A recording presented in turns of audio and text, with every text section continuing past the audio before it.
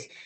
No quisiera empezar esta conversación. Tenemos poco tiempo para poder expresar algunas ideas que quiero compartir con ustedes, pero no sin antes, y qué duda cabe, agradecer sinceramente a la Asociación Chascamaru por la cordial invitación, pero más que ello, por esta iniciativa de emprender esta búsqueda de tratar temas vinculados a la minería en sus distintos ámbitos, ¿no?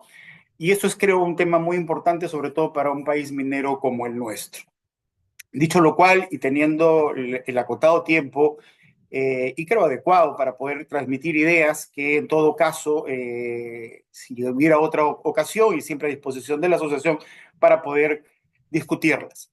Lo que se me ha encargado el día de hoy es este tema vinculado a la minería, pero en su relación con dos, digamos, dos ideas muy complicadas, dos ideas con trasfondo delictivo, como es la corrupción y el crimen organizado. La siguiente, por favor.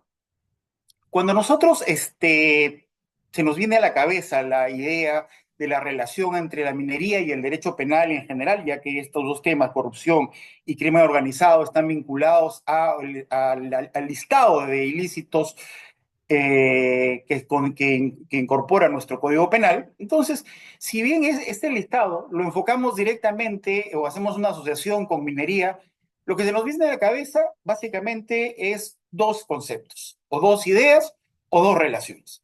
Uno es con el tema de la contaminación ambiental. Minería y contaminación ambiental es sin duda alguna uno de los temas llamativos de esta relación entre el derecho penal y la minería. Sin embargo, no es materia de esta conversación que nos aboca en este momento hablar sobre la contaminación ambiental. Entiendo yo que deben haber otros brillantes expositores, sin duda alguna, que con mayor conocimiento sobre este tema que pueda conversar con ustedes sobre ello.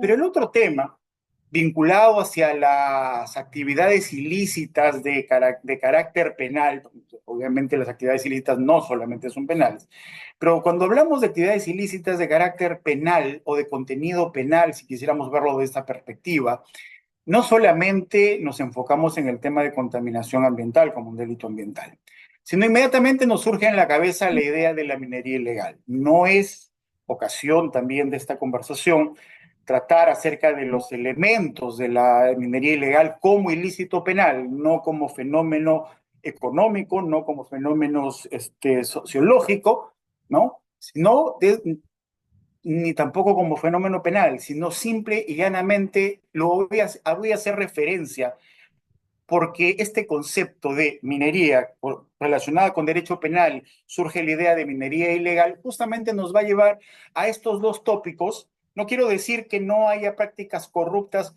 o que no haya formas de cometer delitos de manera organizada en otros ámbitos que podría emprender la minería. No estoy diciendo eso.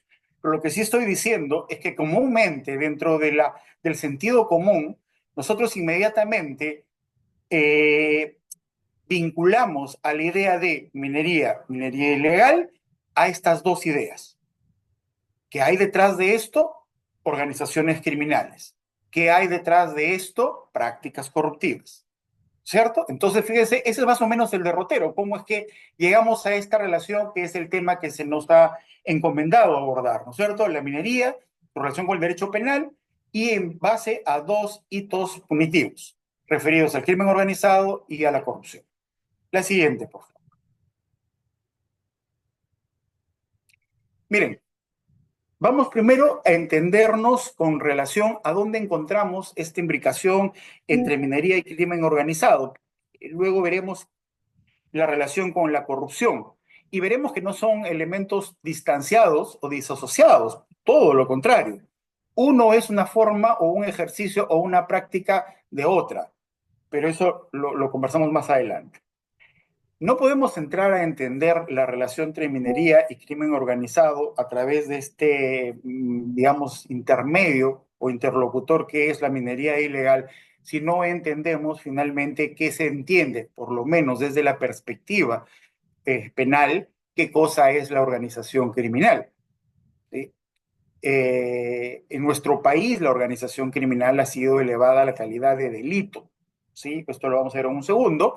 Es decir, normalmente se entendía que la organización criminal era una forma de cometer delitos, ¿cierto? Una persona, la comisión de un delito no puede hacerlo de manera individual, también lo puede hacer de manera conjunta, pero por ejemplo, porque nos ponemos de acuerdo en ese momento. Un grupo de amigos deciden continuar su velada nocturna, se les ha acabado los recursos y deciden proveerse de fuente ajena. Y se ponen de acuerdo en ese momento. Eso es realizar un ilícito de forma conjunta, pero no es una forma conjunta del tipo de organización criminal, porque ya para cualificar como la modalidad de organización criminal, entonces requiere otros requisitos.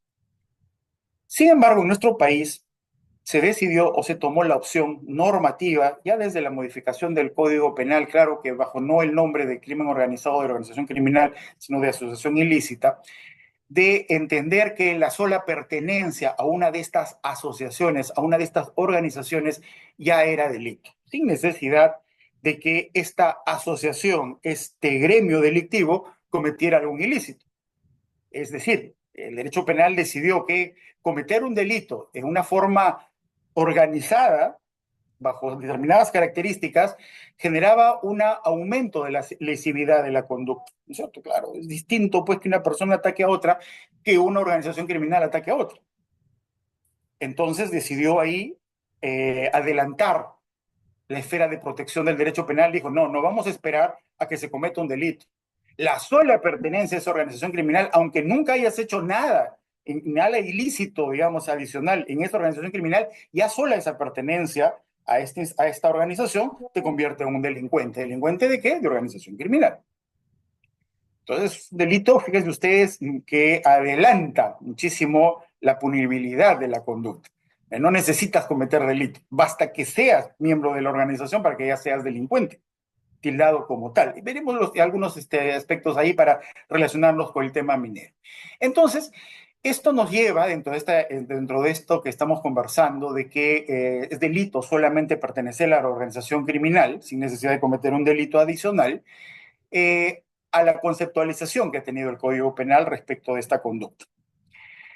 Y acá vamos a tocar un punto importante muy vinculado a la minería ilegal, porque si ustedes hacen un poquito de memoria respecto sobre todo a cómo fueron los cambios legislativos el año pasado, hubo toda una discusión porque en lo que menos de lo que pasó meses, el Código Penal varió muchísimo en la concepción que tenía de describir este delito de crimen organizado. Hoy día, ¿cierto? La redacción del Código Penal te dice que una organización criminal es todo grupo, fíjense ustedes los datos, de compleja estructura desarrollada y mayor capacidad operativa compuesto por tres o más personas con carácter permanente o por tiempo indefinido que de manera concertada y coordinada se reparten roles correlacionados entre sí para la comisión de delitos. Ya, y describe una serie de delitos que se pueden cometer, pero luego pone obviamente el cajón desastre o cualquier otro delito que su pena mínima sea igual o mayor a 5 años.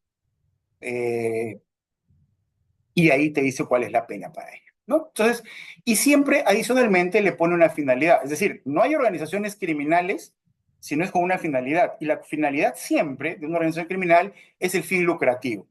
Pues es que comete delitos de enriquecimiento, es decir, acciones ilícitas tendientes a gestarse un beneficio económico, un beneficio más que económico, patrimonial en sentido genérico como tal.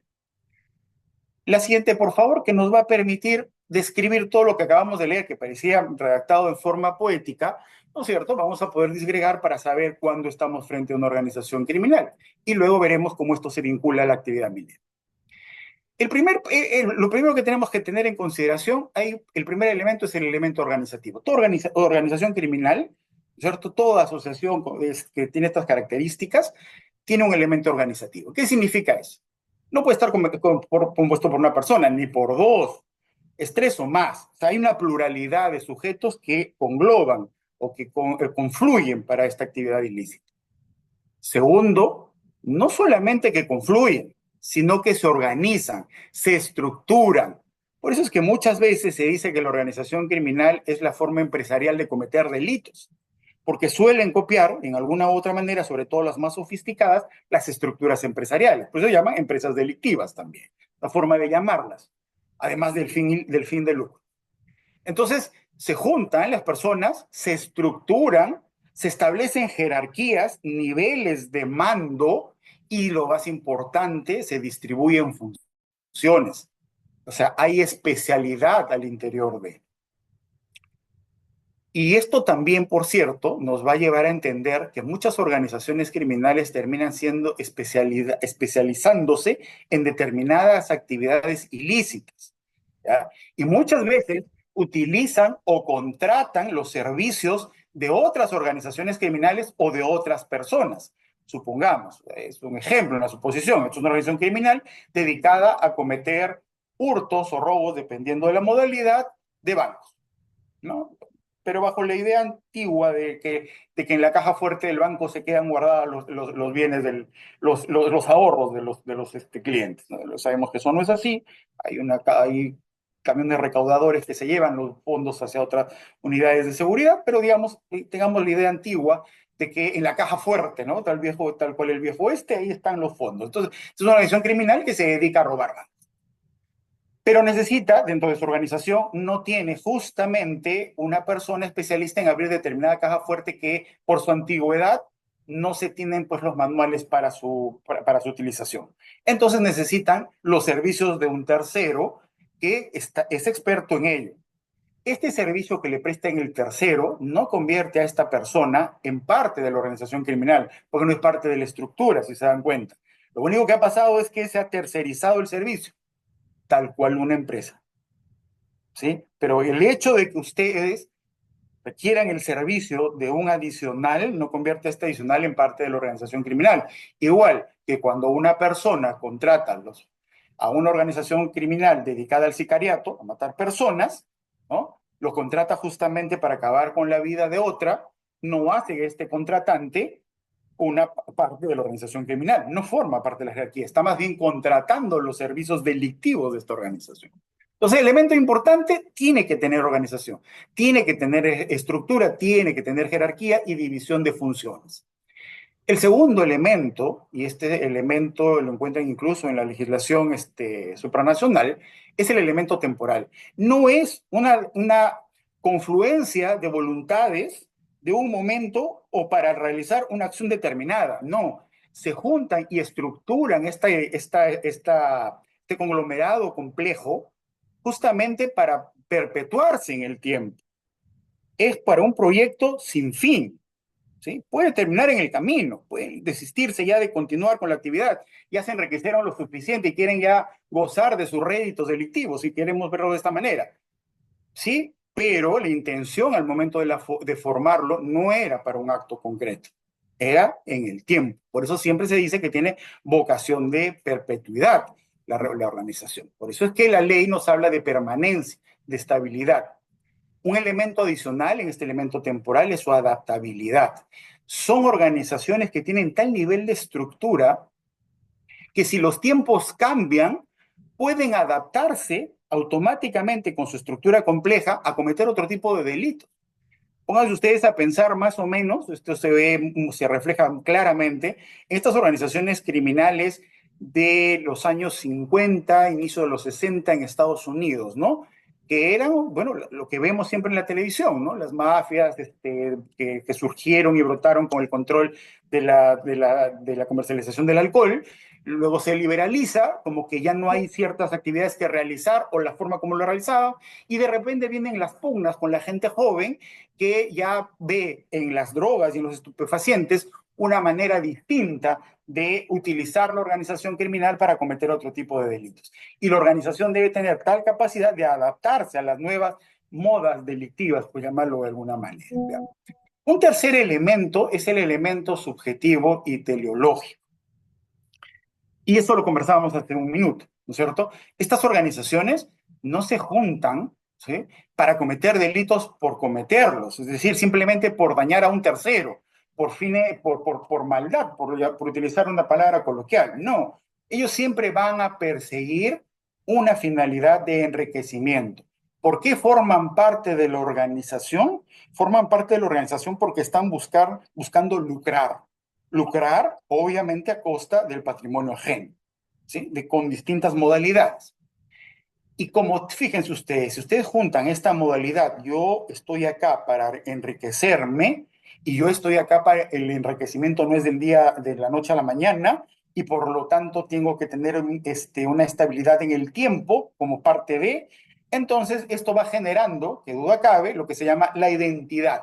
La identidad del sujeto que es miembro de la organización se identifica como tal. Y ahí viene pues obviamente la utilización de la simbología, ¿no? Los símbolos, los lemas, los dibujos que identifican a una organización criminal y la diferencia de otra organización criminal.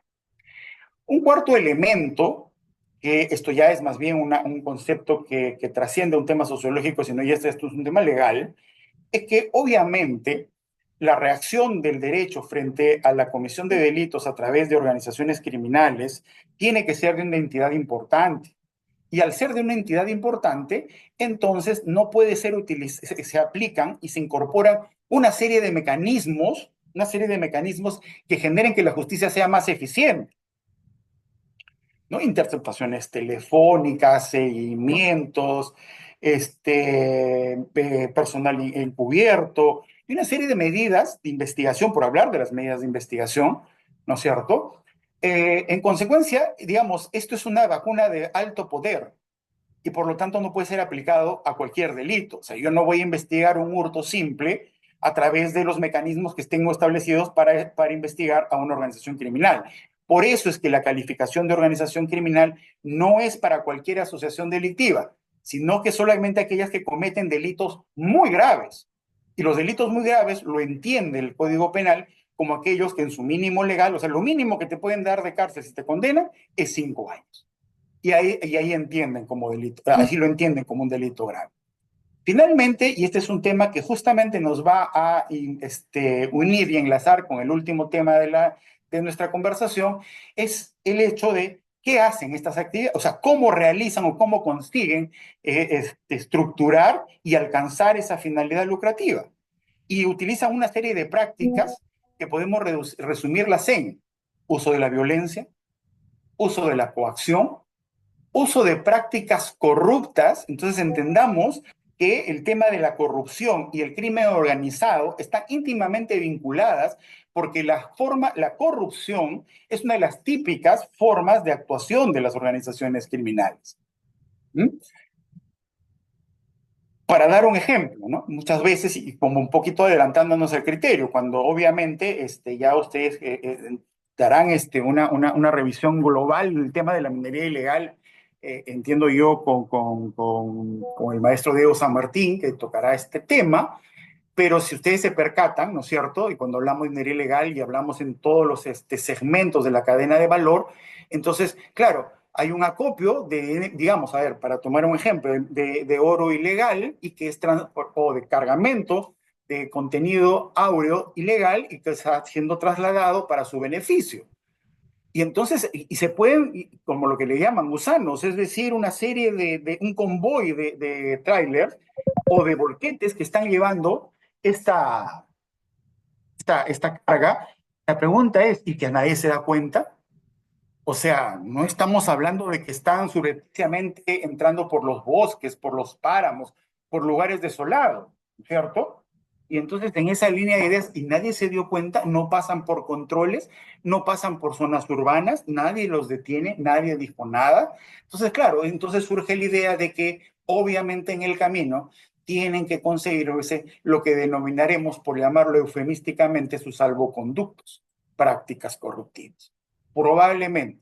Lo hablo en general y lo hablo en abstracto porque no estoy individualizando ni atribuyendo responsabilidad a nadie, simplemente como un ejemplo para darnos cuenta cómo la organización criminal suele utilizar las prácticas corruptas para la obtención de sus finalidades. Muy bien, la parte más complicada de cometer delitos a través de la organización criminal es cuando la organización criminal no solamente se enfrenta al derecho, ¿tá? Que es, digamos, lo común. Es decir, solamente cometo ilícitos penales, es decir, fuera del ámbito legal. Pero justamente la parte más complicada es cuando la organización criminal decide inmiscuirse, hacer prácticas de intrusión en la formalidad. Y esto se ve justamente reflejada a través de la constitución, por ejemplo, de empresas de fachada, ¿no? Veremos más adelante algunos ejemplos que fueron en su oportunidad esbozados por la Fiscalía de empresas de fachada dentro del ámbito de la minería. La siguiente, por favor. Dicho esto, entonces nosotros ya tenemos que entendido más o menos, espero haber más tratado de ser claro, qué cosa debemos entender por una organización criminal. Y claro, cuando hablamos del tema que nos aboca, la forma de minería ilegal, por ejemplo, en su base simple, que tiene una pena mínima de 4 años, no entra en el contexto de la organización criminal, pero sí la forma agravada. O sea, ahí les he puesto el artículo, el 307b, establece cómo se comete un delito de minería ilegal agravada, o sea, en sus formas agravadas, y ahí sí la pena menor es de 8 años. Por lo tanto, sí acepta la idea de que haya organizaciones criminales que cometan delitos de minería ilegal, pero siempre y cuando sea en su forma agravada, y la forma agravada son lo que está describiendo la norma, que no viene al caso dar lectura a ello. Pues, si el artículo está en la norma, está en la ley. La siguiente, por favor. Bien, pero ¿quiénes forman parte? La siguiente pregunta. Ya sabemos las características, ya sabemos que una organización criminal tiene que tener una pluralidad de sujetos con las demás características mencionadas, pero la pregunta que surge a continuación es, ¿y quiénes forman parte de esta organización criminal? Como yo les decía, cuando ustedes piensan en una organización criminal, evoquen inmediatamente este criterio de empresa delictiva. ¿Bien? Entonces, hay empresas delictivas que recurren a terceros. Y cuando recurren a los servicios de terceros o cuando hay un agente que contrata los servicios de una organización criminal, no hace que este tercero o este contratante formen parte de la organización criminal. Porque estos delitos de organización criminal son delitos que le denominan en el derecho penal delitos de pertenencia. Es decir, hay que tener tu membresía pues, de la organización criminal, ser parte de la estructura, cumplir una finalidad, una función dentro de la estructura. Por eso es que la ley les dice expresamente que serán autores del delito de organización criminal el que constituye la organización criminal, ¿cierto? El ente fundador, el que le da forma, el que lo organiza, en general el que lo integra, no importa en qué nivel de la organización, puede ser soldado o general, pero basta que lo integre, ¿sí? En su forma grabada, no solamente que lo integra, sino además el líder, el jefe, el directivo. Esa es una forma grabada de ser parte de la organización criminal. Y la ley agrega e incorpora un último sujeto que puede ser considerado como miembro de la organización criminal, el financista. Pero ojo, y aquí hay que tener mucho cuidado, doctores. Financista, financista de una organización criminal para ser parte de la organización criminal es que dentro de la estructura de la organización hay una persona que se dedica, el término es exacto, a obtener los recursos necesarios para financiar las actividades ilícitas, porque esa es su función al interior de la organización, sin que estemos definiéndolo yo como tal, pero recordemos, bueno, por lo menos los que son de mi edad podemos recordar ello, ¿no? Ustedes son gente muy joven, pero podrían pues, hacer una investigación al tipo, cuando, por ejemplo, las organizaciones terroristas que operaron en nuestro país tenían evidentemente personal que se encargaba del financiamiento de sus actividades a través de prácticas extorsivas o a través de secuestros, que eran una forma o modalidad de obtener recursos para las actividades a las que se dedicaban. Nótese que estos que financian son parte de la organización, están en la estructura de la organización. Financista no es aquel que contrata los servicios de la organización. Ese es un contratante, pero no lo hace parte, porque si no, valga. Imagínense ustedes que cualquier persona que, no sé, pues compra un servicio legal, compra un seguro, ¿no? Adquiere un seguro de vida, un seguro vehicular, lo que fuese, eso, contratar y por lo tanto pagar una prima por ello, no lo hace parte del banco o de la compañía de seguros a la cual ha adquirido la póliza, ¿no es cierto? Entonces, sí, pero es que lo está financiando. No, no está financiando, está adquiriendo un servicio, o está, en este caso, adquiriendo un producto. Claro, adquirir un producto, obviamente le da recursos y uno puede decir, ah, es que eso es financiar. No. Financiar en términos de la ley es al que internamente dentro del grupo se dedica a obtener los recursos, ¿sí? No al que adquiere los productos o los servicios. La siguiente, por favor.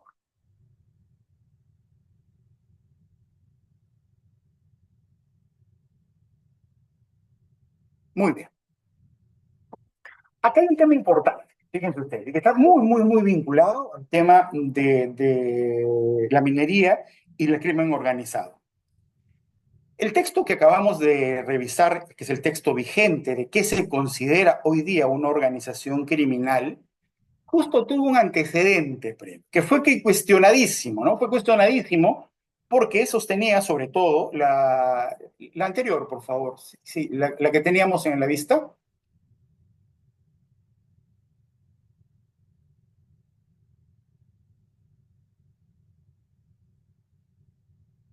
Ahí, gracias, muy amable.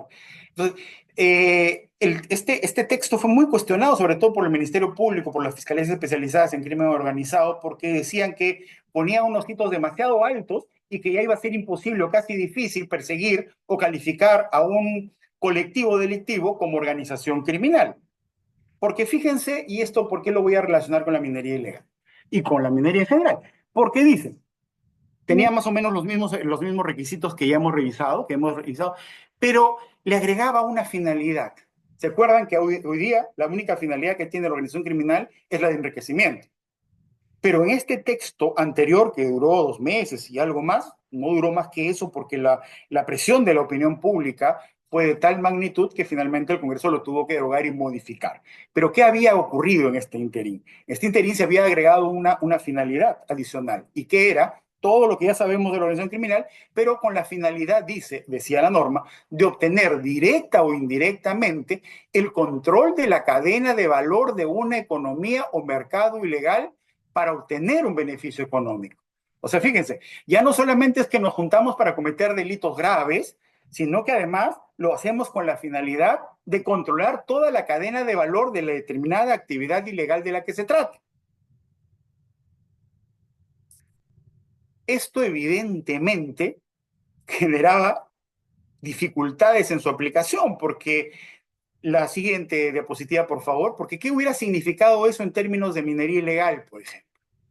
Significaría dentro de que la cadena de valor y todas estas actividades que tienen eslabonadas unas con otras hasta llegar hasta la comercialización, ¿no es cierto?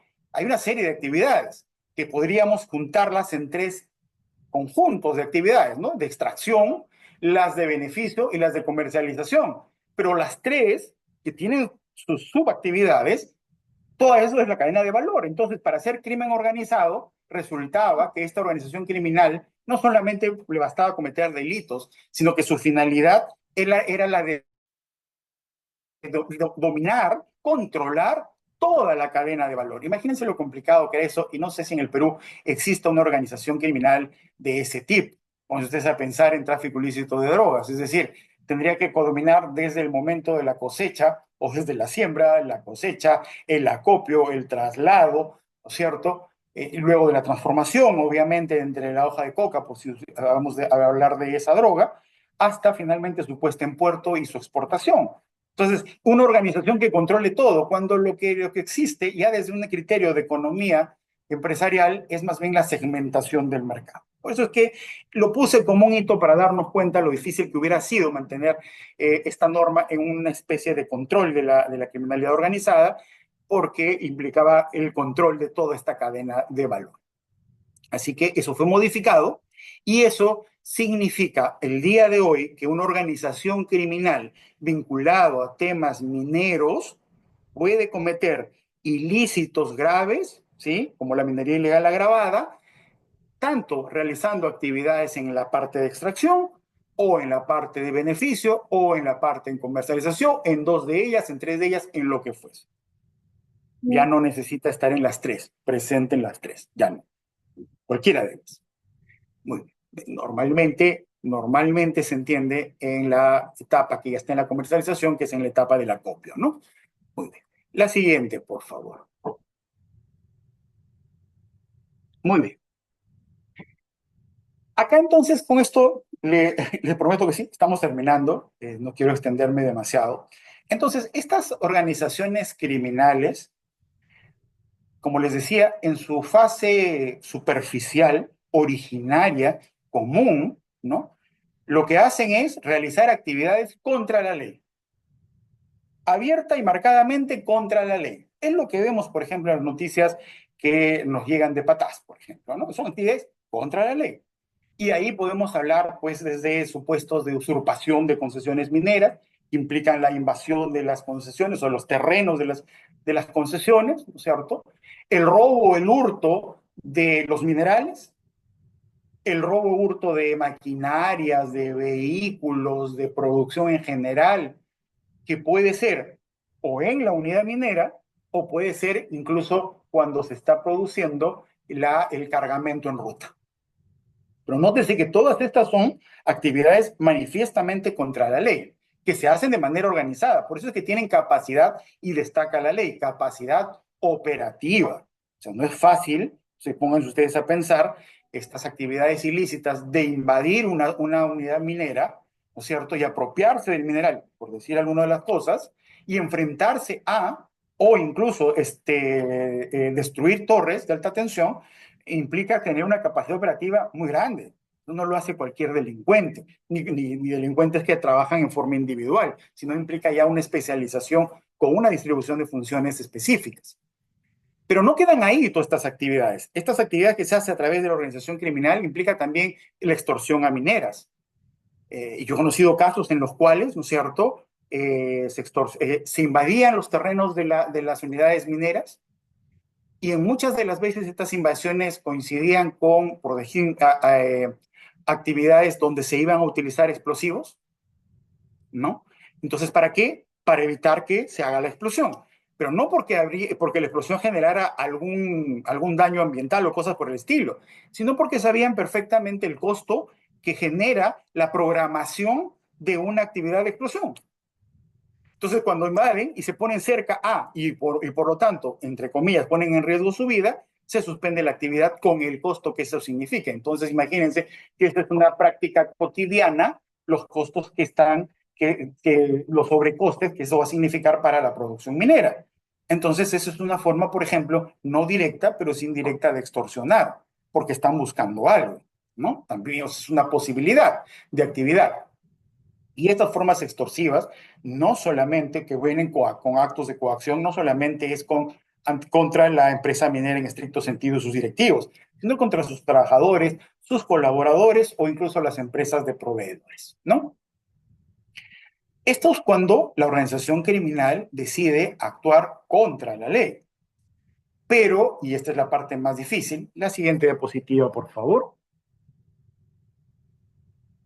es cuando la organización criminal, sí, la siguiente, por favor, la siguiente diapositiva, cuando la organización criminal ya no decide, o sea, además de, porque no lo va a dejar de hacer, porque estamos hablando de principio de minería ilegal, no lo va a hacer, no va a dejar de hacer prácticas contra la ley, sino que pretende en un momento más elevado, ¿sí?, de inmiscuirse o hacer actos de intrusión dentro de la formalidad, dentro de la formalidad. Lo que pongo acá no es que sean hechos ciertos o determinados o concretos, solamente son noticias que he extractado de fuente abierta para ver que determinadas instituciones o determinadas periodistas habían percibido desde su perspectiva funcional, que había supuestos indicios de empresas o de actividades delictivas que se estaban tratando de introducir al mundo formal. Una noticia de Ojo Público del 27 de septiembre del 2018, eh, eh, tratado de no colocar los nombres, porque vuelvo a repetir, no es que sea un hecho por lo menos a mí no me consta que sea real ni concreto, solamente relato lo que la noticia dice en fuente abierta, ¿no? Donde la fiscalía, en un operativo bastante conocido, que tuvo mucha prensa en su momento, ¿no? Interviene en cargamentos de oro y le atribuye a una gran empresa del sur, que tenía actividades, entiendo yo, en Juliaca, en La Rinconada, le atribuye ser, entre comillas, lo que se conocería como una empresa de fachada, es decir, era formal y tenía autorización para la compra de oro, para copiarlo, pero se determina que en principio tenía todas esas autorizaciones para pasar desapercibida, pero que el fondo de su actividad era la obtención y el acopio de oro de fuente ilegal. Esa era la tesis de la fiscalía.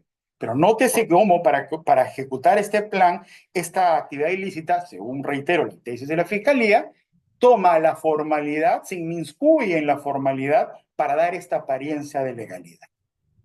Y ahí es mucho más difícil perseguirla y darse cuenta de ella.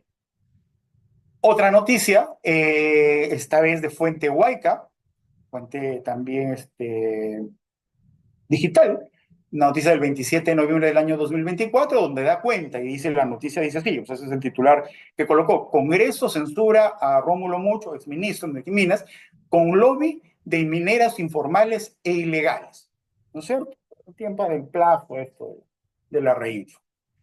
Pero ya están dando cuenta, por lo menos para este medio de prensa, que fue reproducido por otros medios de prensa, de la supuesta existencia, ¿no?, de presión que con una finalidad ilícita, digamos, en este momento, se inmiscuyen dentro de la formalidad a través del Congreso y logra, dice esta fuente periodística, censurar al ministro. Nótese cómo nuevamente es la organización criminal que no solamente realiza actividades contra la ley, abiertamente contra el derecho, se comete delitos, sino además inmiscuye en el mundo formal. Finalmente, y esto no tiene que ver directamente con la minería, pero me pareció interesante porque también es una forma de entender, pongámonos a pensar en qué pasa si descubrimos alguna empresa minera que se constituye como tal para comprar explosivos y estos explosivos son desviados, por ejemplo, no sé, a un grupo subversivo. Lo que se daba cuenta acá en esta noticia, vuelvo a repetir, no vinculada a la minería, de que fue del 27 de, no, esta no es una noticia, esta es una sentencia judicial del 27 de enero del año 2021, la sala penal transitoria de la Corte Suprema, un determinado expediente que está ahí, ¿no? Se pronuncia respecto de un caso en el cual se imputaba al representante de una empresa que manejaba, que adquiría y comercializaba insumos químicos fiscalizados, que lo estaba desviando a actividades ilícitas porque no daba cuenta de las ventas, o sea, había comprado determinada cantidad, esa determinada cantidad había sido objeto de venta, pero no tenía cómo justificar la venta de la gran cantidad de esos insumos químicos fiscalizados, y la fiscalía presumía que el destino era probablemente el narcotráfico, ¿no? Entonces, nótese que acá la actividad no es ir y robarme un cargamento de insumos químicos fiscalizados para utilizarlo para X razones, sino dar la fachada de ser una empresa formal con autorización para adquirirlo, y una vez adquirido, ahí realizó prácticas de desvío. Entonces, esta es otra forma de que tienen las organizaciones criminales de inmiscuirse en la formalidad. Con esto terminamos. La siguiente, por favor. Como ya hemos mencionado cuando hicimos la descripción de una organización criminal, señalamos que una de las modalidades, de las prácticas que utilizan las organizaciones criminales, de las actividades que realizan, son las actividades de corrupción, el cohecho, el pago de sobornos. Como les decía, y esto puede tener distintos objetivos. No es que sea, fíjense ustedes, un ilícito autónomo. Es una práctica que se realiza para conseguir una determinada finalidad. Y esto se ve muchas veces... para ello me refería a este informe sobre corrupción en la minería artesanal y de pequeña escala que elaboró la USAID a través de un proyecto especial. He citado ahí una de las conclusiones en donde ellos termina este informe, pero fíjense ustedes que ahí básicamente uno se entiende, se trata de dar algunas razones de este hecho. Uno es el tema del costo de la formalización, ¿no? O sea, ¿cuánto cuesta en este país ser formal? Pero no solamente cuánto cuesta acceder a la formalidad, sino además cuánto cuesta mantenerse en la formalidad, porque ahí viene la carga tributaria, ¿correcto? Entonces, frente a ese escenario de necesito este costo para, y adicionalmente me va a tener este costo para el mantenimiento, entonces versus, yo lo que veo al frente es que mi vecino no ha hecho eso, ¿sí? Es informal, por llamarlo de una manera, trasunta lo ilegal, pues no son sinónimos, pero obviamente, por eso digo trasunta lo ilegal, y no paga impuestos, recibe pingües ganancias y adicionalmente no le pasa nada. Entonces comienza la sensación de impunidad. Y yo les decía, ¿cómo es posible que haya todos estos gusanos de cargamentos de minerales de origen ilícito que trasuntan por carreteras que no son carreteras informales, que son las carreteras de vías nacionales y llegan a su destino, a las plantas para su procesamiento y no pasó nada? Entonces, algo ocurrió en el camino. A diferencia probablemente que ustedes transuntaban por la misma vía en su vehículo particular y probablemente han pasado por dos peajes y probablemente fueron parados dos veces con operativos policiales. Entonces, justamente esto es lo que lleva a la idea de que aquí hay actividades que están vinculadas a la organización criminal que se denominan prácticas corruptas, que facilitan la obtención del enriquecimiento propio de la organización criminal, alimentadas obviamente por este costo de formalización y sobre todo por la sensación de impunidad que impera en nuestro país. Les agradezco muchísimo, no quiero robarles más su tiempo, han sido ustedes muy amables de escucharme y nuevamente mil gracias a la asociación por esta invitación y estoy a sus órdenes.